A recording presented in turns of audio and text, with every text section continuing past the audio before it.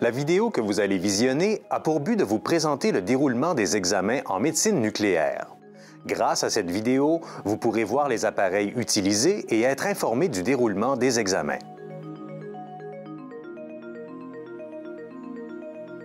Le jour de votre examen en médecine nucléaire, vous devez apporter la liste de vos médicaments et vos cartes, celles de l'hôpital et celles de l'assurance maladie. Vous devez aviser le technologue en médecine nucléaire si vous êtes enceinte ou pensez l'être, si vous allaitez, si vous êtes claustrophobe ou incapable de rester couché plus de 30 minutes. Dans de tels cas, nous procéderons ou non à l'examen. Si nous procédons à l'examen, le technologue vous avisera des consignes à suivre. Il est important de ne pas bouger durant votre examen pour que le spécialiste puisse poser un diagnostic plus précis. Si vous bougez, nous devrons reprendre l'examen. Le temps d'attente pour la prise d'image, les consignes à suivre, ainsi que la durée peuvent varier d'un examen à l'autre. Veuillez noter que les technologues ne sont pas autorisés à commenter les résultats de votre examen. C'est votre médecin qui vous transmettra vos résultats. Votre médecin vous a prescrit un examen en médecine nucléaire. Cette spécialité médicale évalue le fonctionnement ou la forme des organes et des tissus à l'aide d'un traceur radioactif. Cette technique d'imagerie médicale utilise la plus petite quantité possible de produits radioactifs pour visualiser le cœur, les poumons, le foie, la thyroïde, les reins, les os, etc. Ces examens permettent généralement à votre médecin de mieux compléter son diagnostic et ainsi mieux vous prendre en charge.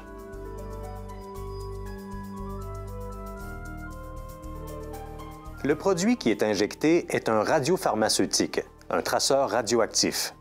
Ce produit est adapté au type d'examen que vous passez. Il correspond à une dose minimale de radiation qui est comparable à celle reçue lors d'examens en radiologie ou un scan. Les effets secondaires liés à l'injection de ce produit sont très rares. L'appareil qui permet de prendre des images s'appelle une gamma caméra. Cette caméra capte le rayonnement émis par l'organe ou le tissu étudié et permet de reconstruire l'image sur un écran. Il se peut également que l'appareil soit jumelé à une tomodensitométrie, un CT scan. Cet appareil utilise des rayons X. Généralement, vous restez habillé et retirez les objets métalliques, les bijoux, etc., car ceux-ci pourraient nuire à la qualité des images. Durant l'examen, la plupart du temps, vous êtes allongé et restez immobile et le technologue reste près de vous.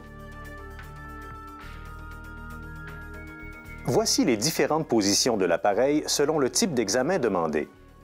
Il est possible que les détecteurs des deux caméras tournent autour de vous sans vous toucher, ou qu'elles restent fixes, c'est-à-dire qu'une caméra sera au-dessus de vous et l'autre en dessous.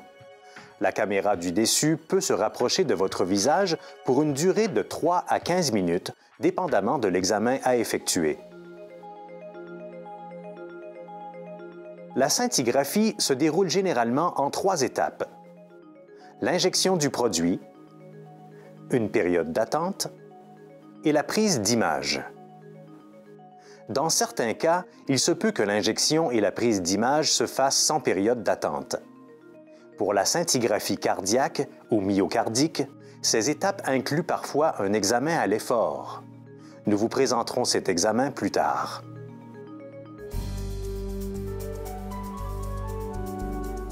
Un technologue spécialisé en médecine nucléaire viendra vous chercher dans la salle d'attente et vous conduira à la salle d'injection.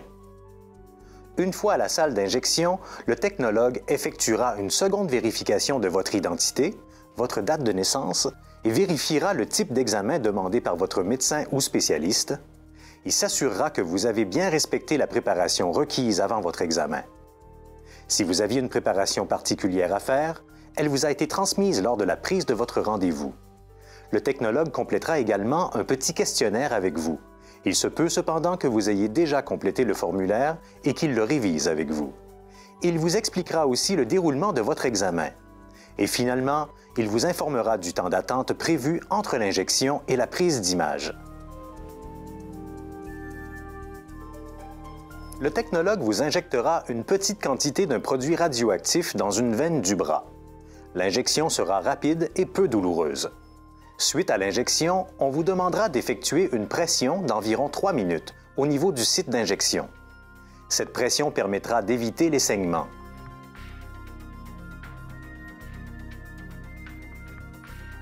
Avant de quitter la salle d'injection, le technologue vous répétera les consignes à suivre durant la période d'attente.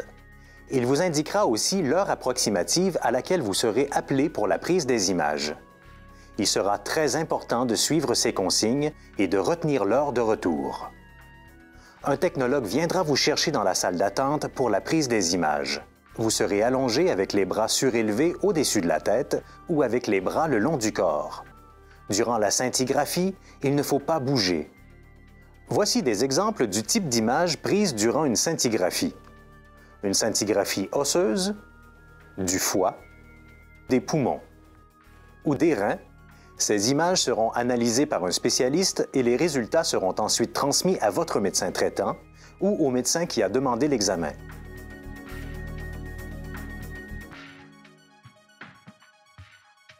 La scintigraphie cardiaque est un examen qui a pour but d'évaluer l'état de votre cœur au repos et durant un effort. En comparant les deux parties de l'examen, le médecin peut évaluer l'apport sanguin aux muscles de votre cœur. Un traceur radioactif est injecté et permet de voir si le sang s'écoule normalement dans votre cœur ou si les artères sont bloquées. Généralement, cet examen se déroule en deux parties. Une partie au repos et une partie dite à l'effort. Cette partie de l'examen se fera sur un tapis roulant ou par la stimulation d'un médicament, un persantin ou dobutamine. L'examen se déroule de la façon suivante. Injection au repos et prise d'image. Injection dite à l'effort et prise d'image. Et il arrive parfois que cet examen se fasse aussi en un seul rendez-vous.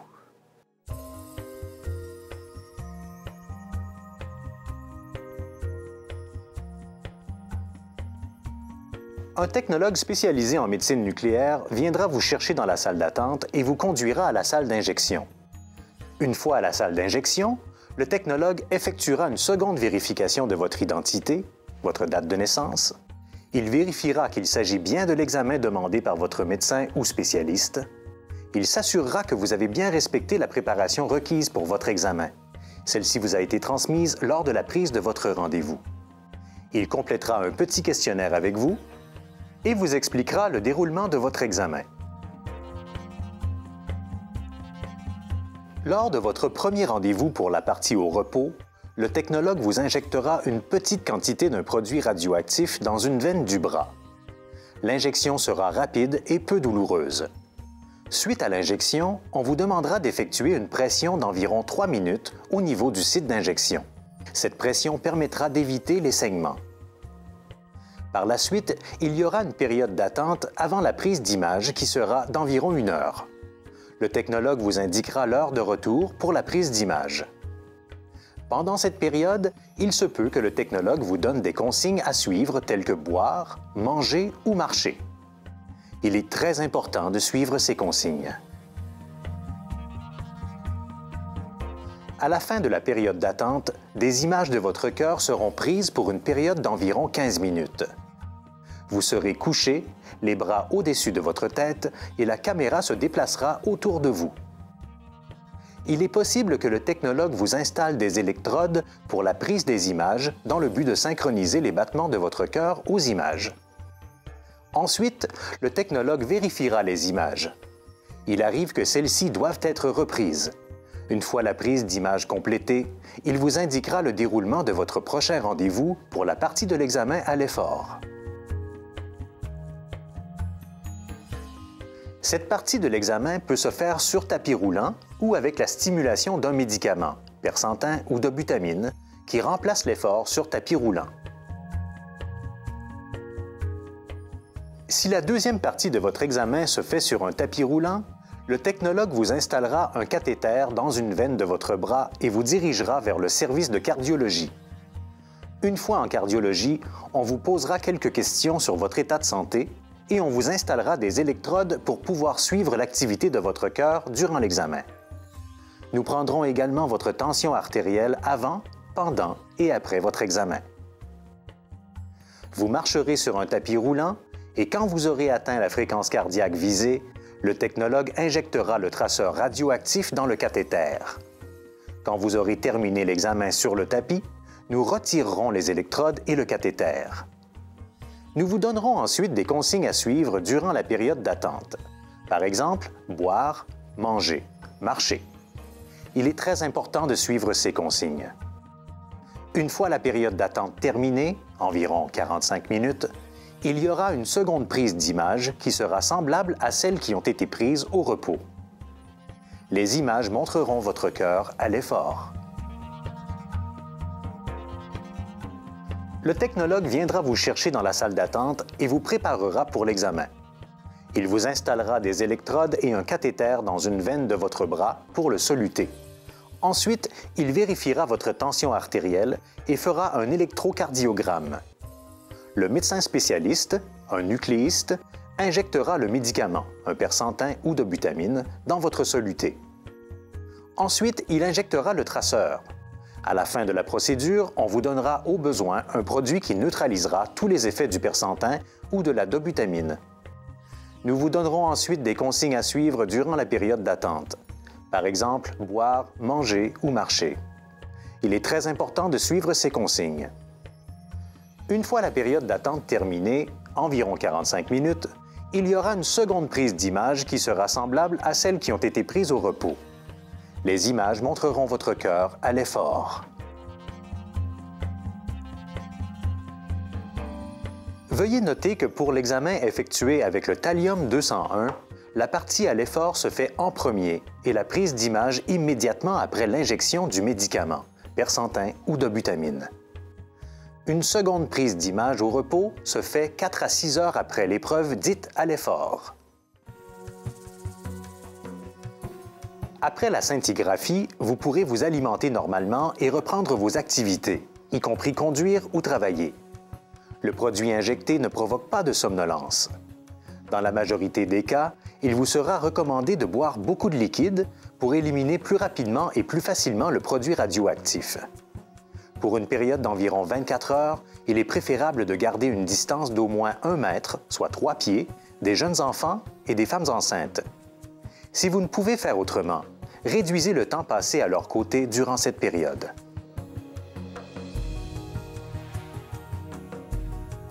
Vous pensez traverser les douanes dans les jours ou semaines à venir? Assurez-vous d'avoir en votre possession le formulaire complété et signé par le technologue. Ce formulaire atteste la date de l'examen et le type de produit que vous avez reçu lors de votre séjour en médecine nucléaire. Cela vous permettra d'éviter de passer de longues heures d'attente à la douane. Est-ce que je dois me préparer avant l'examen? Si vous avez une préparation particulière à faire, on vous l'indiquera lors de la prise de rendez-vous. Quelle est la durée d'un examen en médecine nucléaire? La durée varie d'un examen à l'autre. Elle varie généralement entre 20 et 45 minutes. Cependant, il se peut que la durée de votre examen soit plus longue pour certains examens. Si c'est le cas, vous en serez avisé. Est-ce dangereux de passer un examen en médecine nucléaire? Les examens en médecine nucléaire sont sans danger. Est-ce qu'il y a des effets secondaires? Il est très rare qu'il y ait des effets secondaires. Est-ce que je deviens radioactif après l'examen? La période durant laquelle vous serez radioactif varie selon le produit qui est utilisé. La quantité de radiation émise est comparable ou inférieure à celle reçue lors d'examens radiologiques courants. Contrairement à ces examens, la dose de radiation n'augmente pas avec le nombre d'images qui sera pris lors d'une scintigraphie. Le produit s'élimine rapidement de votre sang par les reins. Certains mythes circulent en lien avec les examens en médecine nucléaire. Le produit radioactif n'occasionne pas de malaise cardiaque. Vous ne brillerez pas dans le noir. Si vous avez des questions ou des préoccupations, n'hésitez pas à en discuter avec le personnel qui vous accompagnera durant votre examen.